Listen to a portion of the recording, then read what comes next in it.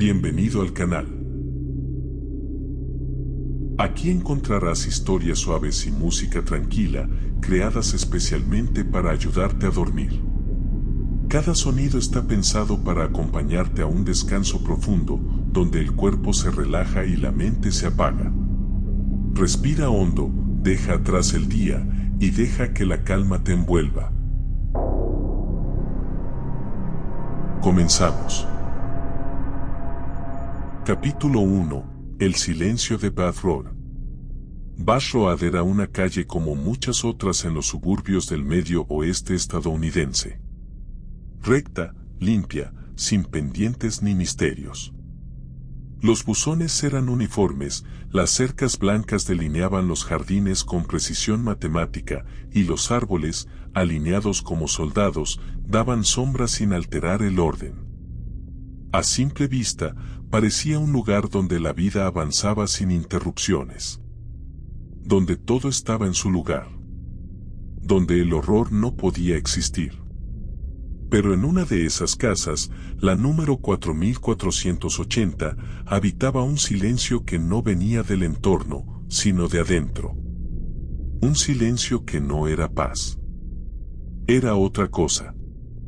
Era vacío. En esa casa creció Jeffrey Lionel Dahmer. Un niño que no gritaba. Que no jugaba en la calle con los otros chicos. Que no hacía rabietas ni exigía atención. No era violento. No era torpe. No era inquieto. Simplemente estaba ahí. Como si hubiera nacido con la capacidad de volverse invisible, incluso ante los ojos de sus propios padres. Desde muy pequeño mostró un interés que la mayoría de los adultos a su alrededor interpretó como curioso, inusual, pero inofensivo. Le gustaba recoger animales muertos del camino. Ardillas atropelladas, aves caídas, gatos que no sobrevivieron al invierno. Los recogía con sumo cuidado y los llevaba al patio trasero de su casa, donde abría sus cuerpos con cuchillos de cocina tomados del cajón sin permiso. No era un niño violento. No parecía disfrutar del dolor. De hecho, no mataba. Solo recolectaba lo que ya estaba muerto. Lo abría. Lo miraba. Y lo guardaba. En botes de vidrio, comenzó a almacenar restos pequeños. Huesos. Plumas. Ojos. Con el paso de los años, su colección se hizo más precisa, más metódica. Organizaba por tipo, por tamaño, por estado de conservación. No hablaba de ello con nadie. Y si alguien preguntaba, él respondía con monosílabos. El silencio era su idioma. Uno que nadie hablaba de vuelta.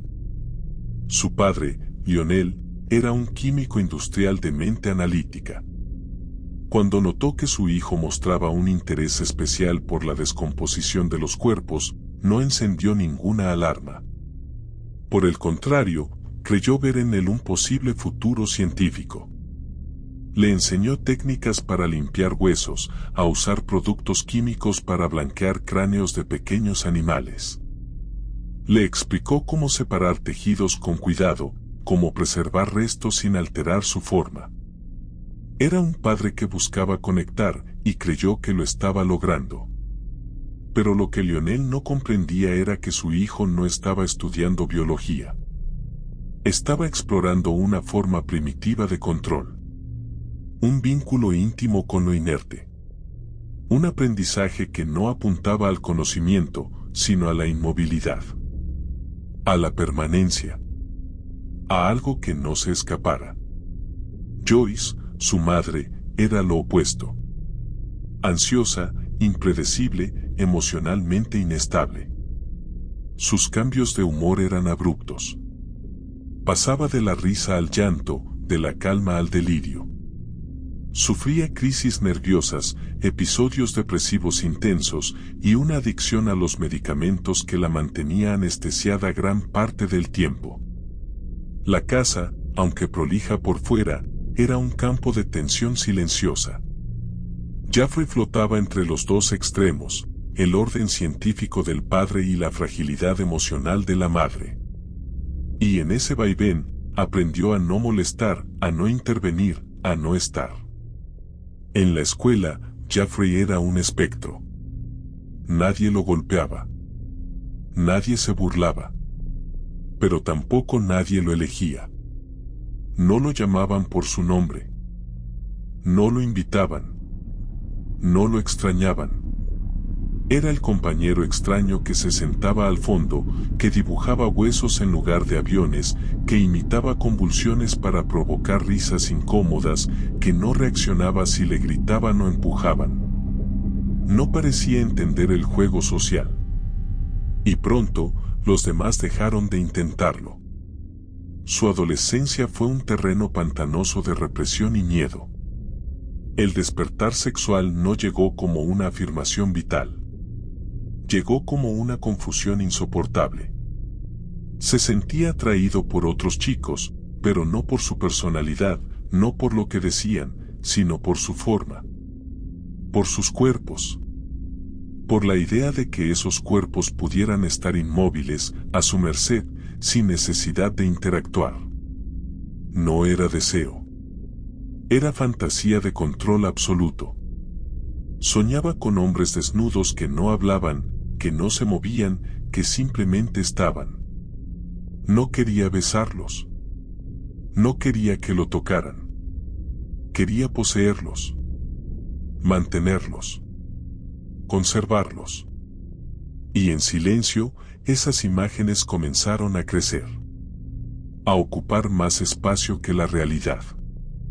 El alcohol fue la vía de escape. Bebía en secreto. A escondidas. En la casa, en la escuela, en el bosque. Vodka barato. Cerveza caliente. No importaba el sabor. Lo que importaba era el efecto, una bruma que apagaba los pensamientos, que entumecía la culpa, que anestesiaba la conciencia. Bebía para no sentir. Bebía para no actuar. Bebía porque si no lo hacía, las fantasías se volvían insoportables. Y nadie lo notó. Ni los maestros. Ni los compañeros. Ni los padres. Era como si Jeffrey existiera en un plano distinto, invisible al mundo de los vivos. A los 18 años, el umbral se quebró. Fue en el verano de 1978. Steven X. 19 años. Camisa sin mangas. Pulgar levantado al costado de la carretera. Iba camino a un concierto. Jeffrey se detuvo con su auto. Le ofreció llevarlo. Conversaron. Rieron. Tomaron cervezas en la casa vacía, ya que sus padres se habían ido tras una separación traumática. Estaban solos. Nadie sabía que estaban ahí. Cuando Steven dijo que debía irse, algo se encendió. No fue rabia. No fue miedo. Fue una urgencia animal. Jeffrey lo golpeó con una pesa metálica en la cabeza. Una vez. 2 veces. Steven cayó. No murió al instante. Pero dejó de moverse. Jeffrey se sentó junto al cuerpo. Lo tocó. Lo miró. Durante horas. No supo qué hacer. No supo si llorar. No supo si pedir ayuda. Al día siguiente, lo arrastró hasta el sótano. Lo desmembró. Separó los huesos. Disolvió la carne. Enterró lo que pudo en el jardín. Lo que no, lo guardó. Por semanas. Fue el primer asesinato. Pero nadie lo supo. Nadie preguntó.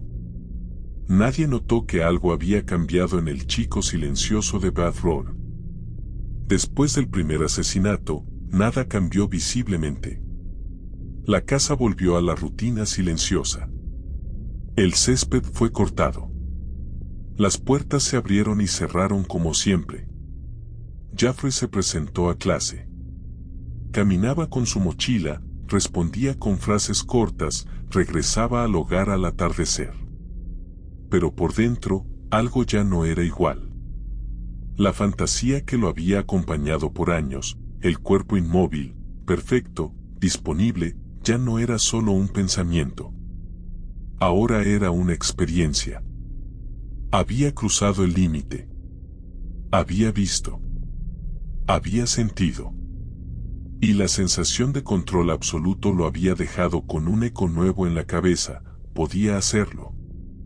Sabía hacerlo. Nadie lo había descubierto.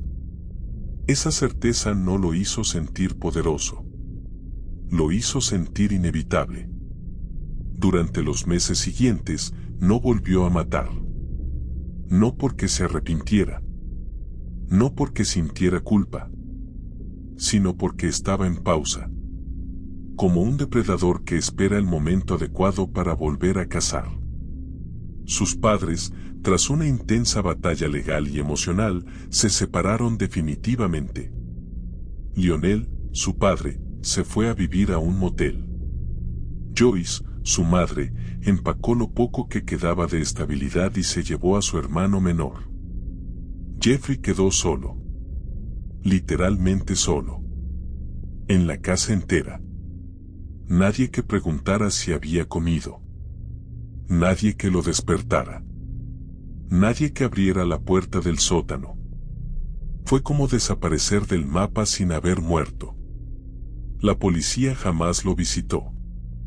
Nadie buscaba a Steven Hex con urgencia.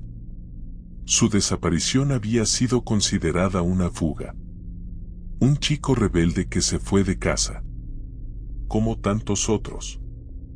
El sistema, una vez más, no veía lo que no quería ver. Jeffrey intentó estudiar. Ingresó a la universidad. Pero sus notas eran mediocres. Faltaba a clase. Bebía. Se ausentaba durante días. Lo expulsaron antes de que terminara el primer semestre. Su padre, intentando rescatar algo del naufragio, lo obligó a enlistarse en el ejército. Creyó que la estructura, la disciplina, la rutina, podían curarlo. Redireccionarlo. Formarlo. Durante un tiempo, pareció funcionar. Fue enviado a Alemania. Se desempeñó como médico asistente. Aprendió a usar jeringas, a administrar drogas, a manejar el cuerpo humano en situaciones límite. Sus superiores lo describían como solitario, pero competente. No destacaba. No molestaba. Era normal. Pero no lo era. Entre 1979 y 1981, varios soldados reportaron incidentes extraños. Drogas en sus bebidas. Desmayos. Despertar con dolores sin recordar la noche anterior. Uno mencionó una figura rubia, de ojos vacíos, que lo miraba fijamente mientras perdía la conciencia. Nunca hubo denuncias formales. Nunca se investigó. Jeffrey fue dado de baja por conducta inapropiada. No por violencia. No por sospechas. Por alcoholismo. Por aislarse. Por romper la cadena de mando emocional que todo ejército necesita. Regresó a Estados Unidos como había vivido siempre, en silencio. De ahí en más, todo fue descenso. El apartamento 213 de la calle North 25ª era una unidad barata, de una sola habitación, cocina pequeña y baño. Un espacio sin lujos, sin pretensiones, pero con algo que Jeffrey valoraba más que cualquier comodidad: privacidad total. Nadie lo esperaba. Nadie lo vigilaba. Nadie preguntaba. Lo primero que llevó no fue un sofá, ni una televisión. Fue una caja con instrumentos quirúrgicos. Frascos. Polaroids. Un cráneo humano cuidadosamente limpiado. Fragmentos de su vida secreta. Su verdadera vida. El lugar se volvió su nuevo santuario. No un hogar. Un laboratorio. Un altar de control. Ahí, Jeffrey perfeccionó su sistema. Salía de noche. Caminaba hasta los bares del centro. Observaba en silencio. Elegía con la mirada. Buscaba hombres jóvenes, solitarios, vulnerables. Les ofrecía dinero por fotos privadas. Algunos aceptaban. Otros dudaban. Pero su forma de hablar, su voz grave, su tono calmo, su actitud pasiva, hacía que casi nadie sospechara. Una vez dentro del apartamento, todo era metódico. Música suave. Una bebida ya servida, con pastillas molidas, ocultas. Una charla breve. Risas forzadas. Luego, la víctima caía. Él la observaba. Tocaba su piel. La movía. La acomodaba. A veces tomaba fotografías antes de matarla. Otras, después. A menudo, dormía junto a los cuerpos por días. Los posicionaba. Les hablaba. Los vestía. Les daba nombres. La muerte, para Dahmer, no era un acto de violencia. Era un estado necesario. Una forma de poseer sin interferencias. La vida lo incomodaba. La voluntad ajena lo perturbaba. Necesitaba silencio. Necesitaba quietud. Y los cuerpos muertos eran la única forma de conseguirlo. En el refrigerador, comenzó a guardar partes. Corazones. Bíceps. Lenguas. En el congelador, cabezas. En frascos, genitales. Cada parte tenía una función emocional. Una idea simbólica. No todo era deseo carnal. Algunas veces, sí. Pero sobre todo, era pertenencia. A su manera, Dahmer creía que aquello era una forma de amor. Y esa idea, aunque repulsiva, era la base de todo lo que hacía. Con el tiempo, el apartamento comenzó a oler. Un hedor ácido, agrio, casi irrespirable. Algunos vecinos se quejaron. Llamaron al dueño del edificio. Él fue a inspeccionar. Golpeó la puerta. Jeffrey abrió con una sonrisa. Explicó que se le había podrido un trozo de carne en el freezer. Que estaba limpiando con productos químicos fuertes. Que lo lamentaba mucho. El dueño aceptó la excusa. El olor continuó. Pero nadie volvió a preguntar. Mientras tanto, la frecuencia de sus crímenes aumentaba. Pasó de uno cada tanto a uno cada semana. Incluso más. Su apartamento se convirtió en una tumba activa. Una cueva de fragmentos. Había un tambor azul de 200 litros con torsos en descomposición. En la cocina, una olla con manos hervidas. En el baño, herramientas quirúrgicas secándose al lado del jabón. En el armario, cráneos pintados y ordenados como piezas de museo. En su mente, todo tenía sentido. Era su mundo. Su espacio. Su forma de llenar el vacío que lo había habitado desde niño. Sus víctimas ya no eran solo víctimas. Eran compañía. Testigos pasivos de su existencia. Y cuanto más se rodeaba de cuerpos, menos necesitaba al mundo. Pero el mundo, finalmente, notaría su olor. Y tocaría la puerta por última vez. Capítulo 2. Cuerpos huecos. Cuando Jeffrey Dahmer abrió la puerta de su nuevo apartamento en 1988, no estaba buscando un nuevo comienzo. No era mudanza. No era progreso. Era liberación. Por primera vez, tenía un lugar sin supervisión. Sin abuela. Sin reglas. Sin testigos. Solo paredes delgadas, un refrigerador y un cerrojo que podía cerrar desde dentro. Nadie sabría lo que ocurría ahí. Nadie preguntaría. Nadie golpearía la puerta en la madrugada. Era, por fin, dueño absoluto del espacio que necesitaba para convertir sus fantasías en rutina. Lo que siguió no fue una explosión, sino una sedimentación. Lenta. Precisa. Capa sobre capa. Como polvo acumulado en una habitación cerrada, los restos comenzaron a formar parte del entorno. Primero fueron objetos. Luego olores. Luego partes. Luego estructuras completas. La oscuridad no llegó de golpe, se fue filtrando por las juntas del piso, por las grietas en las paredes, por el interior de cada decisión. Lo que antes era impulso aislado se convirtió en método. Lo que antes era improvisación se volvió práctica. Su mente ya no era una espiral de imágenes, era un plan. Una arquitectura. Y en el centro de esa estructura no había rabia, ni odio, ni placer.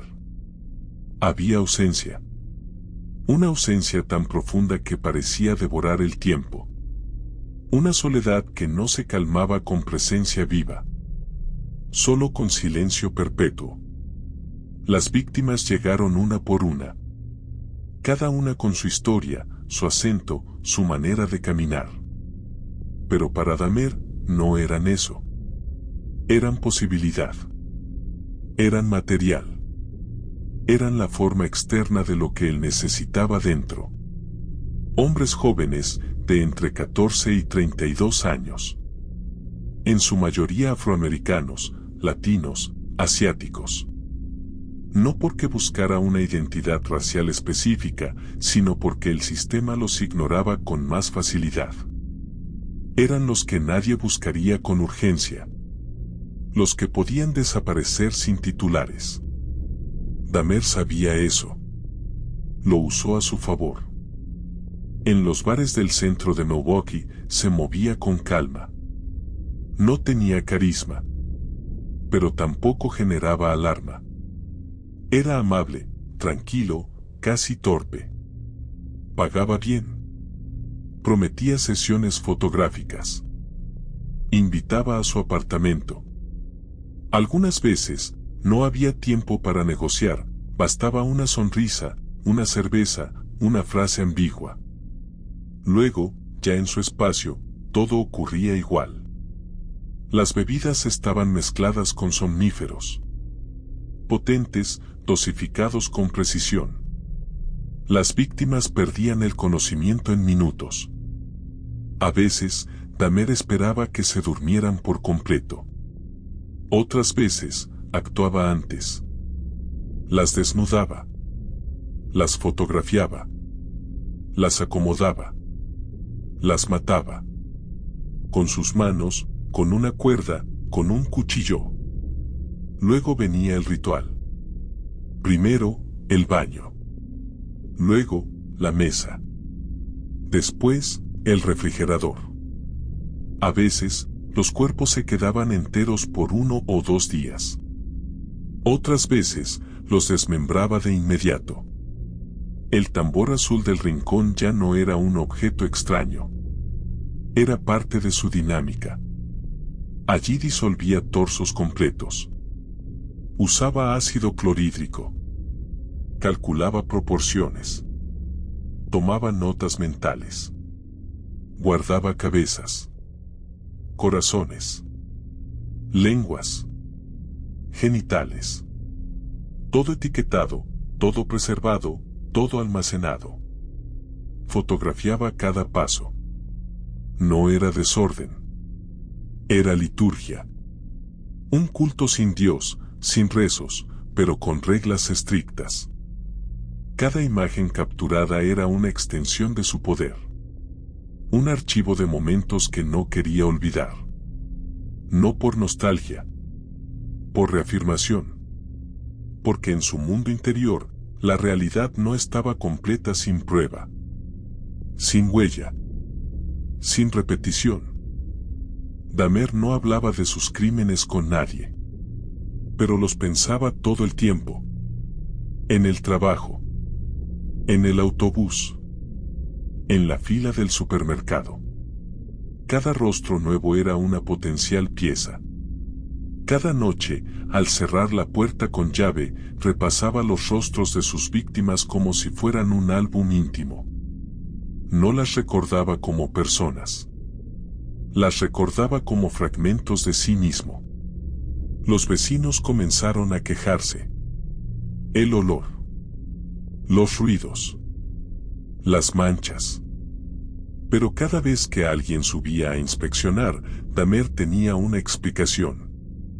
Se le había podrido carne. Un pescado vencido. Productos químicos para limpiar una alfombra. Siempre hablaba con calma. Siempre ofrecía limpiar. Y siempre, al final, cerraba la puerta, se sentaba y continuaba. Una de sus víctimas más recordadas fue Tony Hughes. Tenía 31 años. Era sordo. Se comunicaban por escrito. Tony le escribió que quería hablar, que quería conocerlo mejor. Dahmer respondió con dibujos. Con gestos. Pero no con palabras.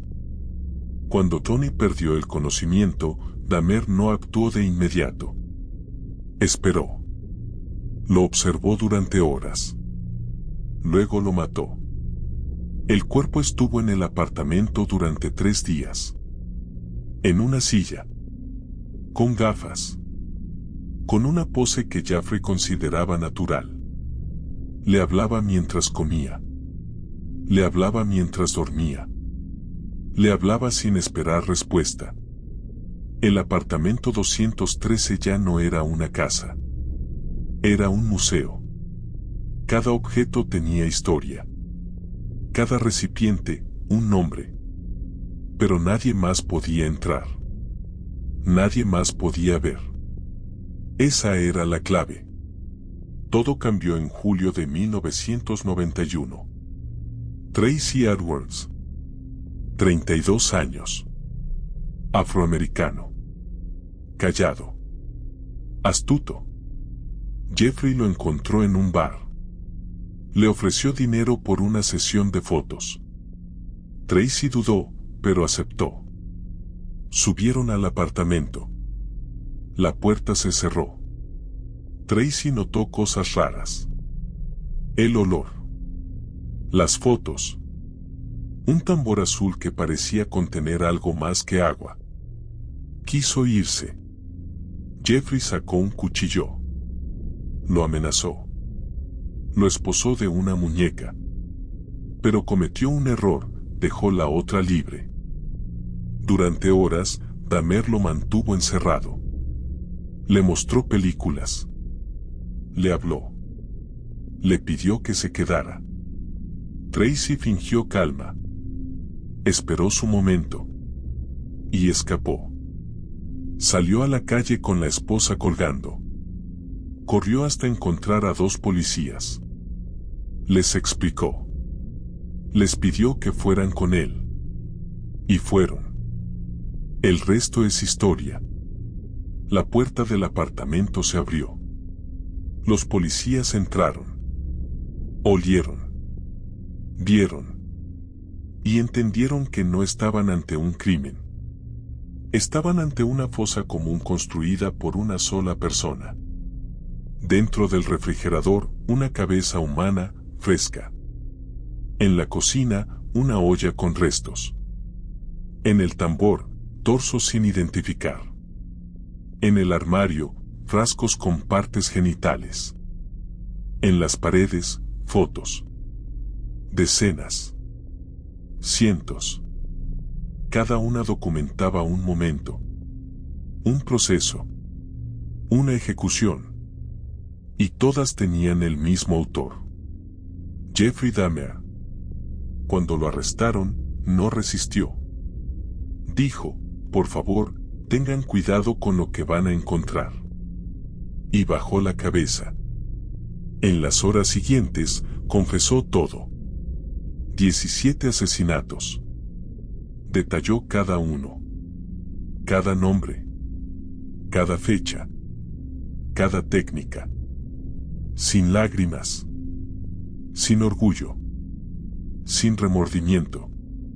Solo como quien por fin puede hablar. El monstruo tenía rostro. Y hablaba con voz tranquila. Así terminaba la etapa más silenciosa de su historia. Y comenzaba el juicio de un país entero. La noticia se propagó como fuego en un campo seco. Las imágenes del apartamento 213 invadieron los noticieros. Los periodistas hablaban en susurros, como si lo que describían no pudiera decirse en voz alta. Vecinos confundidos lloraban frente a cámaras. Algunos aseguraban haber notado algo raro. Otros admitían nunca haber sospechado nada. Las autoridades estaban en shock. Nadie, ni siquiera los oficiales que lo arrestaron, podían comprender la magnitud de lo que acababan de descubrir. En las primeras 24 horas, el caso ya tenía un nombre mediático, el caníbal de Milwaukee. Pero Jeffrey Dahmer no era un asesino común. No encajaba en los moldes conocidos. No tenía antecedentes por violencia. No era carismático como Ted Bundy. No era mesiánico como Charles Manson. No hablaba de impulsos demoníacos ni de voces en su cabeza. Era un hombre solitario, tranquilo, metódico, que había construido un sistema privado de horror en el corazón de una ciudad. Durante los interrogatorios, los detectives lo escuchaban como si fuera una narración de ciencia ficción. Cada palabra que decía parecía una broma mal contada. Pero la evidencia lo confirmaba todo. Cada fotografía. Cada frasco. Cada hueso. Cada confesión tenía un correlato tangible. No había exageraciones. No había invenciones. Solo una frialdad absoluta, quirúrgica, devastadora. Yo sabía que estaba mal, dijo. No lo hacía por odio. Lo hacía para tenerlo cerca. No quería que se fueran. Las declaraciones se transcribieron palabra por palabra. Los psiquiatras comenzaron a analizarlo. Algunos hablaron de necrofilia. Otros de esquizofrenia afectiva. Algunos lo llamaron psicópata. Otros, sociópata. Pero ninguno logró encerrar su mente en una sola etiqueta. Lo que Dahmer había hecho desafiaba la clasificación. Durante semanas, el edificio donde vivía se convirtió en una zona acordonada. Equipos forenses trabajaban día y noche. Cada rincón era escaneado, fotografiado, sellado. Los residentes fueron evacuados. Las pertenencias de Dahmer clasificadas, embodegadas, documentadas. Algunos objetos fueron incautados por el FBI. Otros terminaron en almacenes judiciales. Los familiares de las víctimas empezaron a aparecer. Uno por uno. Padres. Madres. Hermanos. Tíos. Todos con la misma expresión, incredulidad y rabia. Algunos se desmayaron al ver las pruebas. Otros exigieron justicia inmediata. Querían que Dahmer muriera. No en un juicio. No en una cárcel. Querían hacerlo ellos mismos. Pero Dahmer no se escondía. No pidió abogados caros. No negó nada. Al contrario, lo confesó todo. Incluso detalles que nadie le preguntaba. Como si necesitara vaciar su mente. Como si al fin alguien estuviera escuchando. El juicio fue fijado para principios de 1992. Hasta entonces, Jeffrey Dahmer permanecería bajo custodia máxima, vigilado constantemente. Había rumores de que otros presos querían matarlo. Algunos lo veían como una celebridad, otros como una aberración. Las autoridades decidieron mantenerlo aislado. Durante esas semanas, en su celda, Dahmer dibujaba, leía la Biblia, hablaba con los guardias, pedía café, escribía cartas, mostraba arrepentimiento, pero sin llanto. Decía entender el daño. Decía que merecía morir. Pero no pedía la muerte. Solo asentía ante ella. Y la esperaba. En el exterior, el país entero debatía. ¿Qué había fallado? ¿El sistema judicial? ¿El educativo? ¿La salud mental? ¿Cómo podía alguien haber matado a 17 personas en 9 años sin que nadie lo notara? ¿Por qué no se investigó la denuncia de un joven asiático que había escapado desnudo del apartamento semanas antes? ¿Por qué la policía lo devolvió a su captor? Esas preguntas se volvieron cuchillos. Y el juicio, una sala de disección pública. Cuando comenzó el proceso judicial, las cámaras estaban listas. Los periodistas ocupaban cada asiento. Las familias de las víctimas asistían con retratos en las manos. Dahmer, vestido con camisa beige y pantalón marrón, entró esposado. No miraba al público. No buscaba empatía. Se sentó. Y escuchó. La fiscalía leyó los cargos. Un total de 15 asesinatos confirmados. Cada uno con su nombre. Cada uno con su fecha. Cada uno con su método.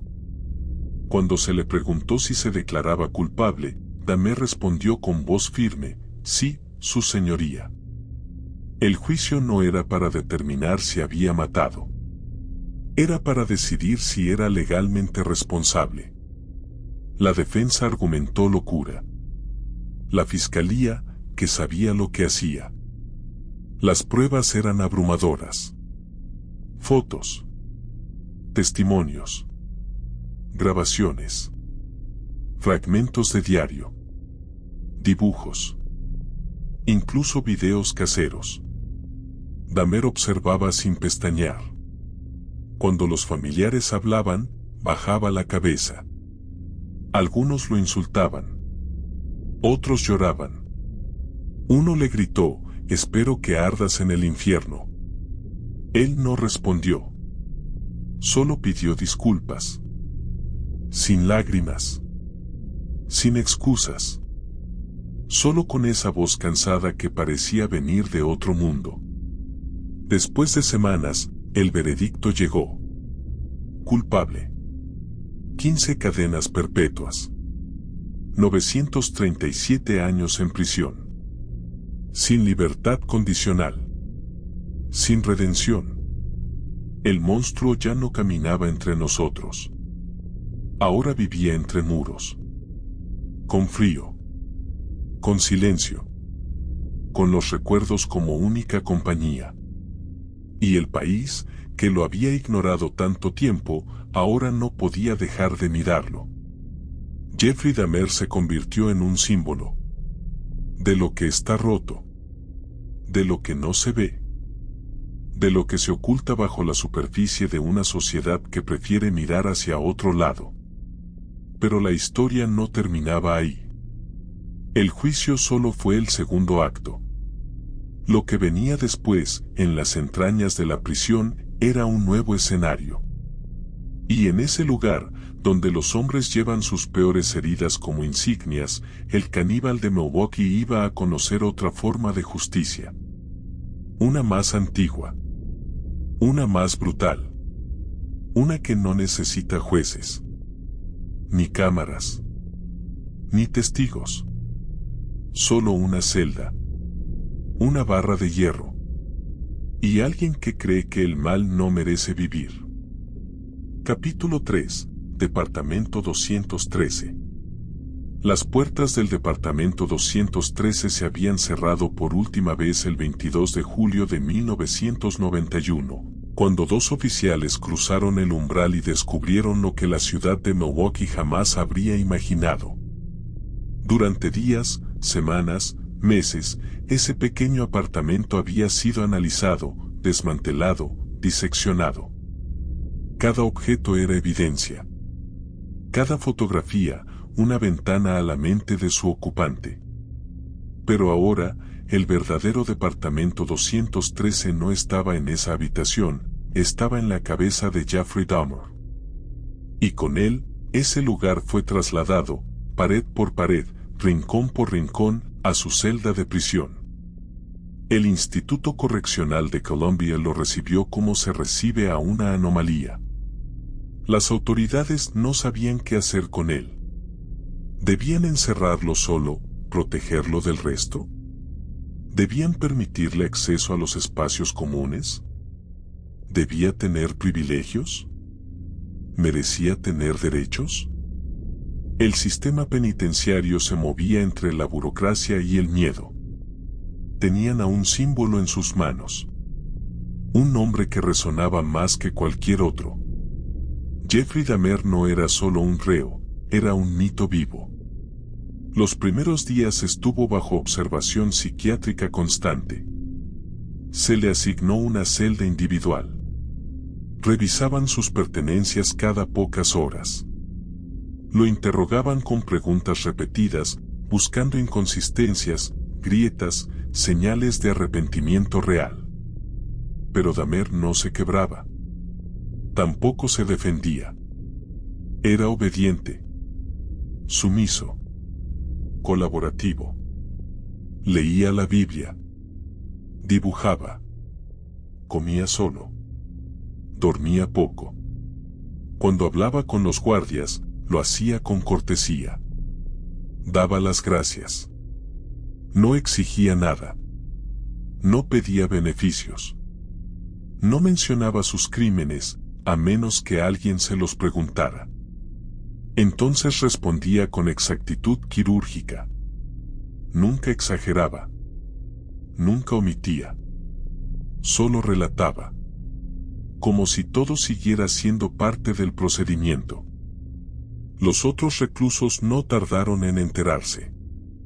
En una cárcel, los rumores viajan más rápido que los custodios. Sabían que el nuevo prisionero era el caníbal. Algunos querían matarlo. Otros querían hablarle. Algunos, simplemente, querían mirarlo a los ojos. Y él, como siempre, no resistía. No hablaba mucho. No se quejaba.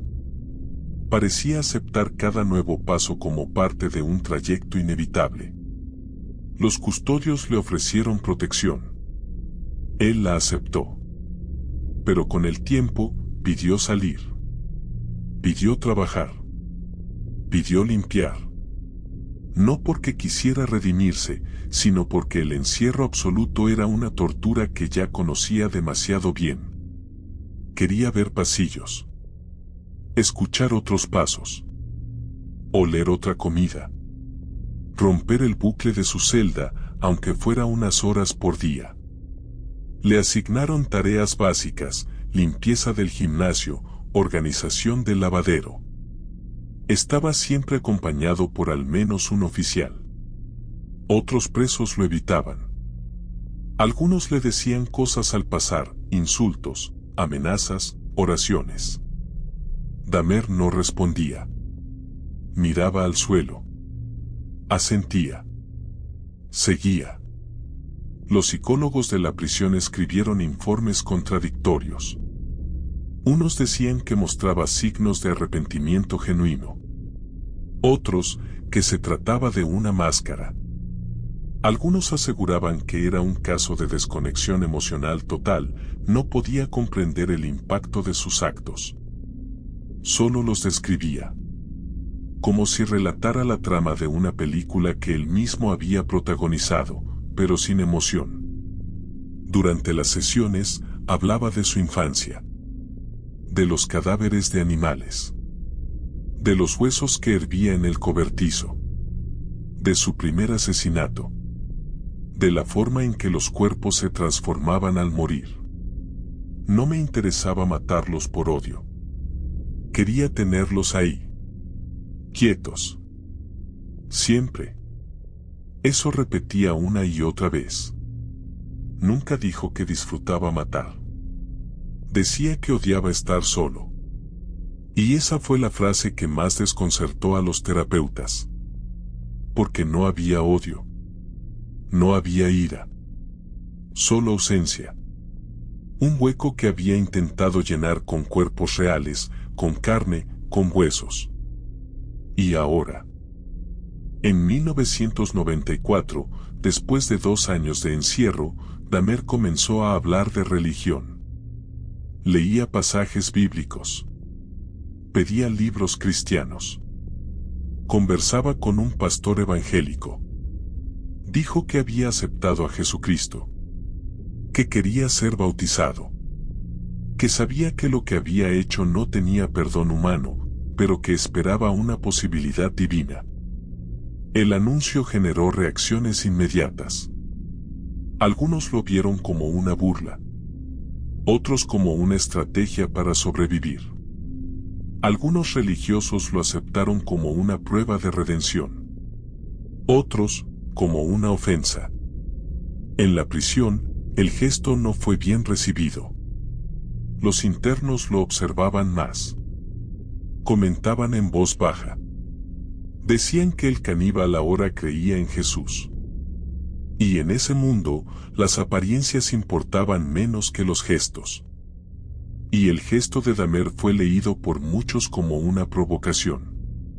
Durante los meses siguientes, su comportamiento fue el mismo.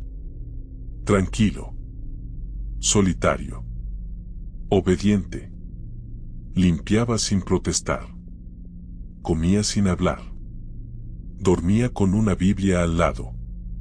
Pero algo comenzó a cambiar a su alrededor. Los custodios rotaban más seguido. Algunos presos, antes indiferentes, ahora lo seguían con la mirada. Y un nombre comenzó a repetirse en los pasillos: Christopher Scarver. Scarver era un recluso condenado por homicidio. Había matado a sangre fría, convencido de que era un enviado de Dios. Diagnosticado con esquizofrenia paranoide, era conocido por su comportamiento errático. Pero en la cárcel, había encontrado una forma de calma: la religión. Y para él, la fe no era metáfora. Era misión. Scarver había observado a Dahmer desde lejos. No le gustaba su rostro. No le gustaban sus ojos. No le gustaba su historia. Y sobre todo, no le gustaba su supuesta conversión. Decía que no era sincera. Decía que se burlaba de Dios. Decía que merecía castigo. Y en la lógica cerrada de ese universo penitenciario, la idea de castigo no era abstracta. Era concreta. Era un acto. Era sangre. El 28 de noviembre de 1994, a las 7:50 de la mañana, Dahmer fue asignado a limpiar el gimnasio de la prisión. Junto a él estaban 2 presos más, Jesse Anderson y Christopher Scarver. Un custodio los acompañó hasta la zona. Les dio instrucciones. Se alejó por unos minutos. 10. 15. Quizás menos. Cuando regresó, Dahmer estaba tirado en el suelo. Su rostro destrozado con una barra metálica. El cráneo hundido. Los dientes quebrados. El cuerpo inmóvil. Scarver estaba a su lado, cubierto de sangre. No intentó huir. No se resistió. Solo dijo: Dios me dijo que lo hiciera. Los paramédicos llegaron rápido. Intentaron reanimarlo. Fue trasladado a un hospital cercano. Pero a las 9:11 de la mañana, Jeffrey Dahmer fue declarado muerto. Tenía 34 años. Había asesinado a 17 personas. Y había muerto a manos de otra. La prisión se silenció por horas. Luego, celebró. Algunos presos gritaron. Otros aplaudieron. Hubo quienes lloraron, no por él, sino por la justicia que sentían no haber recibido en los tribunales. Los familiares de las víctimas hablaron con la prensa. Unos dijeron sentirse aliviados. Otros, frustrados. Querían verlo sufrir más. Querían respuestas. Querían que no se fuera tan fácil. Pero Dahmer ya no estaba. El cuerpo fue cremado. Las cenizas entregadas a su familia. Sus pertenencias destruidas. Sus restos reducidos a polvo. El apartamento 213 fue demolido. En su lugar se construyó un jardín. Sin placas. Sin nombre. Solo tierra. Y el silencio.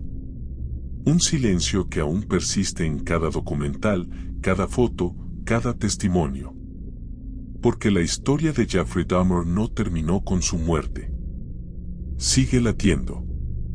En las preguntas que dejó abiertas. En los sistemas que lo ignoraron.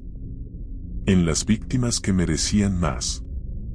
Y en el eco de una puerta que se cerró en 1991, demasiado tarde. Capítulo 4. Fantasmas de carne. Los cuerpos desaparecían, sí. Pero no del todo. Incluso cuando ya no estaban sobre la mesa de la cocina, cuando los restos habían sido disueltos en ácido o enterrados entre bolsas negras, incluso cuando los huesos eran polvo y el tambor azul permanecía sellado, el eco de esas presencias seguía ahí. En la habitación. En las paredes. En su cabeza. Jeffrey Dahmer no los olvidaba. Los recordaba por nombre. Por forma. Por olor. Por el modo en que se rendían al sueño inducido, justo antes del silencio. Y aún después, seguían hablándole. Esa era la parte que casi nunca decía.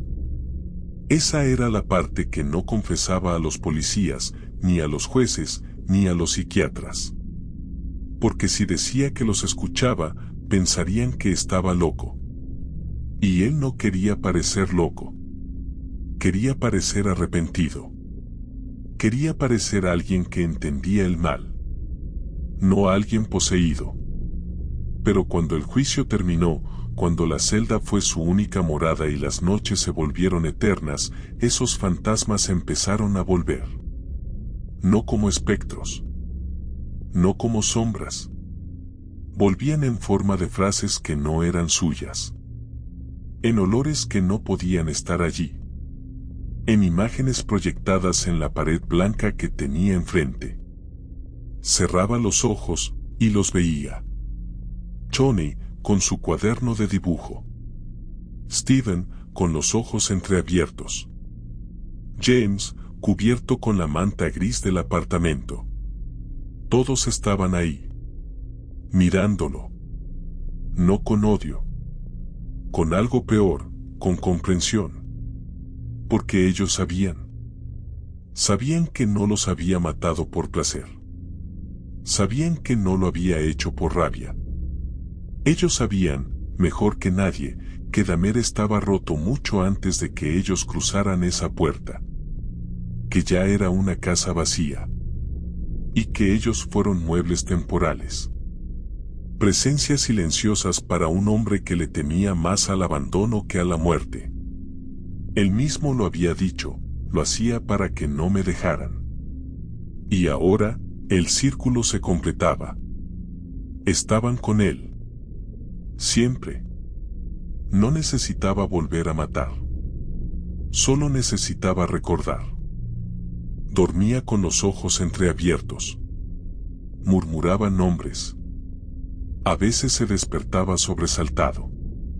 Sudaba en invierno. Las voces no se callaban. Y no eran voces externas.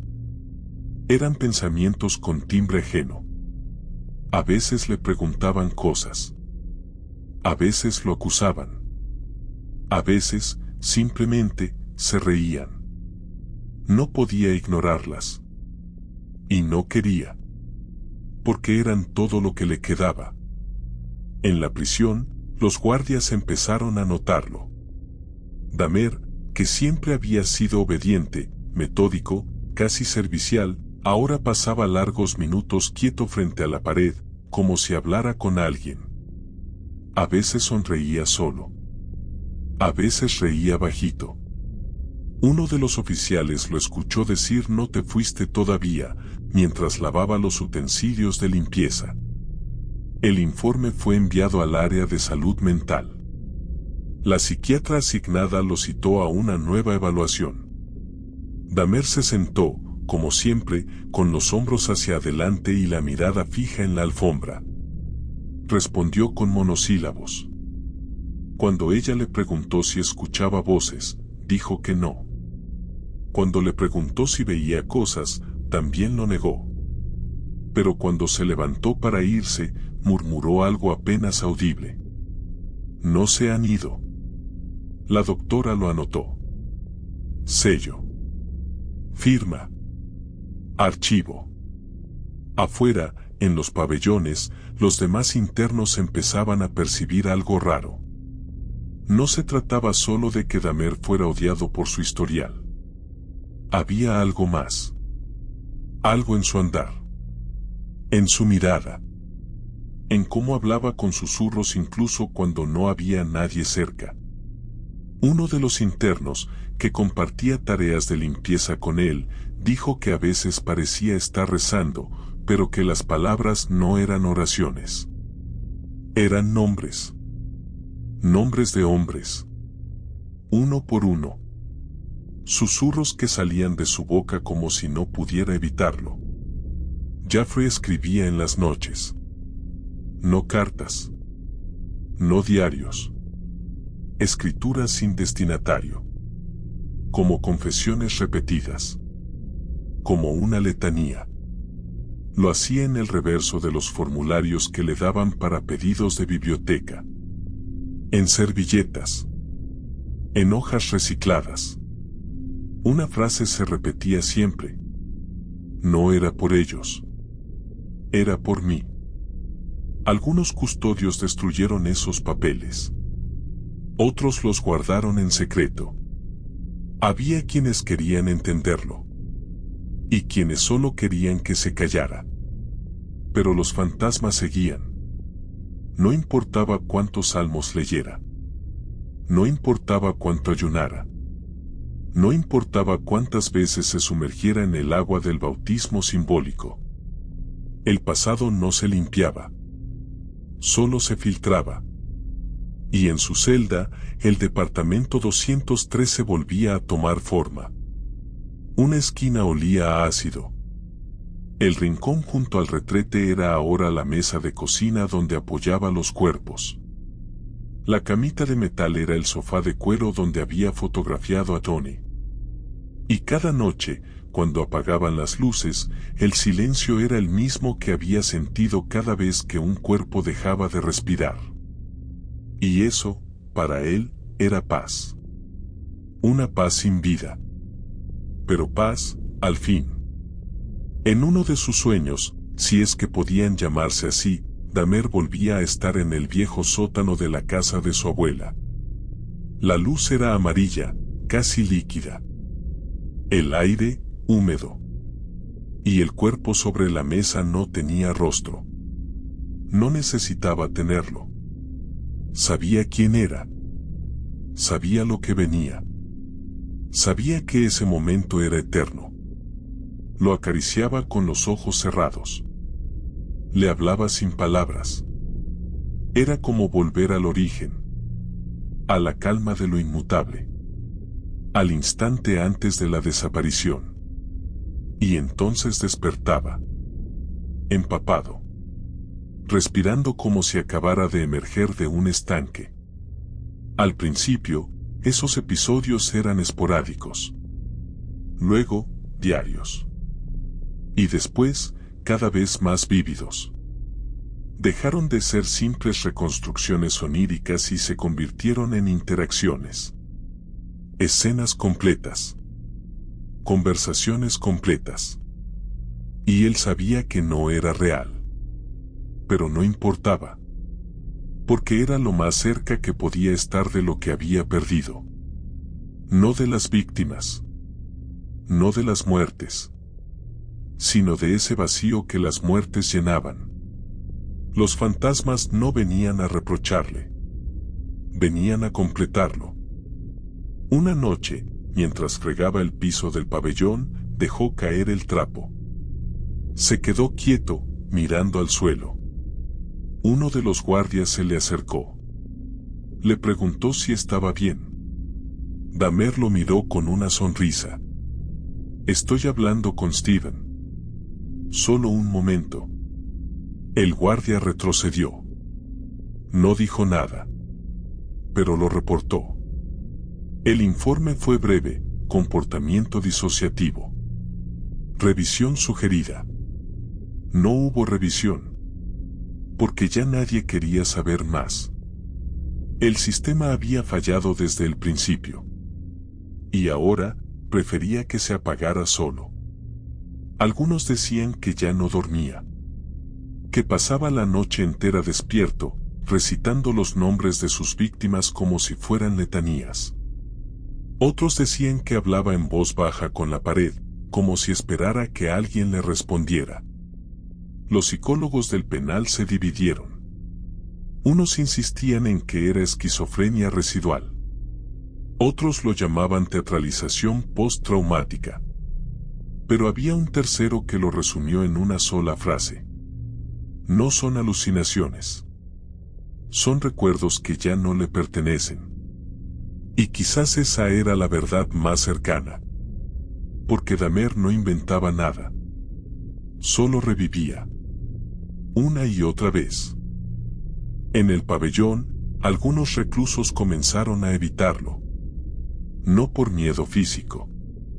No por sus crímenes, que ya todos conocían con detalles espantosos, sino por otra cosa: su presencia parecía arrastrar consigo algo que no se veía. Como si alrededor de su cuerpo se hubiese formado un campo, una niebla espesa que lo seguía a donde fuera. Nadie quería tocarlo. Nadie quería hablarle. Y los pocos que lo hicieron, se arrepintieron. Uno de ellos, un joven recién ingresado, se le acercó en el comedor. Quiso provocarlo. Le habló de sus víctimas. Le preguntó si guardaba partes del alma también. Dahmer lo miró sin moverse. Le sonrió apenas.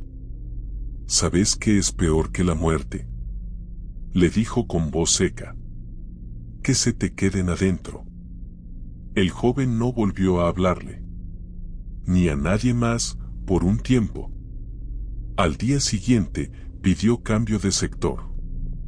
Las noches siguientes, las cámaras de vigilancia mostraron algo perturbador. Jaffrey se sentaba en la litera baja de su celda, completamente inmóvil durante horas. No dormía. No escribía. No leía. Solo se quedaba ahí, mirando un punto fijo en la pared. Como si esperara que algo apareciera. Como si hubiera una puerta que solo él podía ver. Y a veces, sus labios se movían. Sin voz. Sin volumen. Pero si uno leía con atención, podía notar un patrón. Steven. Anthony. Jamie. Richard. Los nombres de los muertos. No como culpa. Como plegaria. Los oficiales encargados del monitoreo notaron que el ambiente se cargaba en su sector. Algunos reportaban sueños raros tras hacer turno cerca de su celda. Uno, incluso, pidió traslado por motivos espirituales. Y entonces, una noche, sucedió. Una vibración.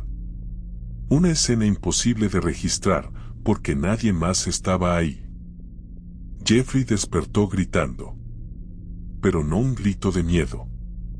Era un grito de rabia, de frustración, de súplica. Golpeó la pared. Se golpeó a sí mismo. Y luego cayó al suelo, acurrucado como un niño. No se vayan, decía entre dientes. Todavía no. Cuando los guardias lo encontraron, tenía sangre en las uñas. Y en los ojos, una ausencia absoluta. Como si el último ancla con la realidad se hubiera soltado. A la mañana siguiente, pidió hablar con el capellán. Quería confesar algo más. El capellán se presentó en la sala de entrevistas con su Biblia bajo el brazo. No esperaba una confesión más. Pensaba que Dahmer quería hablar sobre su fe, sobre el perdón, sobre el arrepentimiento. Pero Jeffrey no abrió con palabras religiosas. No citó pasajes. No lloró. Solo dijo: no sé si ellos se fueron, o si soy yo el que ya está con ellos. El capellán lo miró en silencio. Me siento más allá, continuó Dahmer. Como si ya no estuviera en este mundo. Como si lo único que me une a esta realidad es el peso del cuerpo. Pero la cabeza está allá. En la habitación. Con ellos. El capellán le preguntó si se refería al cielo. Él negó. No están en el cielo, susurró. Están donde yo los dejé. Donde siempre van cuando me duermo. No sé si es un castigo. No sé si es una prueba. Pero no se callan. No se alejan. A veces, lo siento dentro. El silencio fue largo. El capellán oró. Dahmer bajó la cabeza. Cuando terminó la sesión, pidió una hoja en blanco. Escribió una frase, sin firma, sin dirección. El infierno no tiene fuego. Tiene memoria. Y la dejó sobre la mesa. Esa misma noche, las cámaras no captaron nada extraño. Pero al revisar los registros de audio, se filtró un murmullo constante desde su celda. Una especie de susurro continuo, como si alguien hablara mientras dormía. Los técnicos intentaron aislarlo. No era en inglés. No era en ningún idioma conocido. Solo una secuencia repetida de sonidos guturales, pausados, íntimos. Y al final, un suspiro. El último. Jeffrey Dahmer fue hallado muerto meses después. Golpeado brutalmente. Pero esa historia ya había comenzado a morir antes. Porque lo que ocurrió en su celda, entre las paredes de concreto y los fantasmas que él mismo creó, fue una muerte lenta, invisible, total. Una evaporación del yo. Una condena que no requería verdugo. Una eternidad comprimida en carne viva. En un cuerpo que caminaba. Pero que ya no estaba. Porque los muertos, los verdaderos muertos, no se van. Y los fantasmas de carne nunca se extinguen. Solo cambian de voz. Solo esperan. Hasta que alguien vuelva a abrir la puerta equivocada. Capítulo final, lo que queda en la oscuridad. No hubo sirenas. No hubo gritos. No hubo alarma. Solo el sonido opaco de una barra de metal golpeando un cráneo humano. Repetidas veces. En un espacio cerrado. Sin cámaras. Sin testigos. Sin nadie que dijera basta. El cuerpo de Jeffrey Lionel Dahmer fue hallado a las 8:10 de la mañana del 28 de noviembre de 1994, tendido sobre el suelo manchado del baño del área de trabajo del pabellón de máxima seguridad. A su lado, Jesse Anderson. Ambos, moribundos. Ambos, sangrando. Ambos, quebrados. De pie, aún empapado de rojo, estaba Christopher Scarver. No huyó. No se resistió. Simplemente bajó la barra. Respiró hondo. Y dijo: Dios me lo pidió. La noticia se expandió como plaga silenciosa. Las redacciones ya tenían preparado el titular desde hacía meses, quizás años: Dahmer ha muerto. Algunos lo recibieron con alivio. Otros con decepción. Algunos con furia. Las familias de las víctimas, en su mayoría, sintieron una descarga incompleta.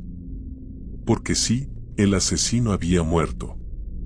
Pero también se había llevado consigo todas las respuestas que nadie se había atrevido a preguntar. Y lo más inquietante, Dahmer murió sin suplicar. Sin defenderse. Sin correr. Sin gritar. Como si lo hubiera estado esperando. Como si supiera que ese era el final lógico de una existencia marcada por la putrefacción, el deseo, la ausencia y la carne. Como si los 17 muertos, sus nombres, sus voces y sus ojos lo hubieran estado guiando hacia ese momento desde el primer instante en que él los dejó de ver como personas y los empezó a imaginar como compañía eterna. El sistema penitenciario emitió un comunicado escueto. Se abrió una investigación interna. Se entrevistó al personal. Se revisaron las rutinas. Pero la verdad era más simple que cualquier protocolo: alguien lo dejó solo. A propósito. O por omisión. Y alguien más, adentro, hizo lo que tantos afuera anhelaban hacer. Pero el crimen no se borra con otro crimen. Y la muerte no lava la sangre. Ni siquiera cuando se trata de una muerte tan esperada. Los medios buscaron ángulos nuevos. La fe de Dahmer. Su conversión religiosa. Su bautismo en prisión. Los psicólogos debatieron en paneles si era auténtico o manipulador. Los criminalistas estudiaron su perfil. Los cineastas comenzaron a escribir guiones. Y el público, ese monstruo con 1000 ojos y ninguna memoria, consumió su historia como si se tratara de una serie. Un asesino que no gritaba. Un monstruo sin colmillos. Un caníbal educado. La fascinación con Dahmer no se extinguió con su último aliento. Al contrario. Creció. Se alimentó de su propia muerte. Porque el horror, cuando se mezcla con lo incomprensible, se vuelve magnético.